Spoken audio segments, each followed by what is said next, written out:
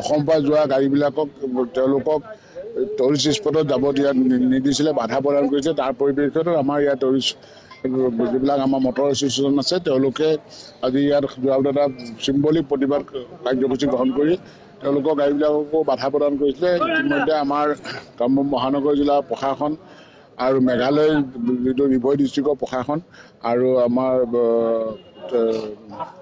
পৰিবহণ বিভাগৰ ফালৰ পৰা মোক পঠাইছিলে আৰু এইবিলাক সন্ত্ৰাসনীৰ লগত আলোচনা কৰি ইতিমধ্যে মেঘালয়ৰ চিফ ছেক্ৰেটাৰী মহোদয়ে আমাৰ অসমৰ মুখ্য চিফ ছেক্ৰেটাৰী মহোদয়লৈ তেওঁলোকে কথাটো জনাইছে যে 2 দিন টাইম বিচাৰিছে। তেওঁলোকে তাত কি প্ৰব্লেমটো হৈছে সেইখিনি তেওঁলোকে আলোচনা কৰি সমাধান কৰিব।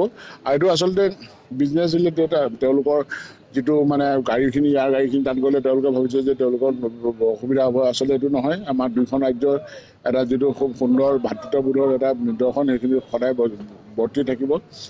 এতিয়া সদ্যহতে 2 দিনৰ কাৰণে তেওঁলোকে টাইম দিছে।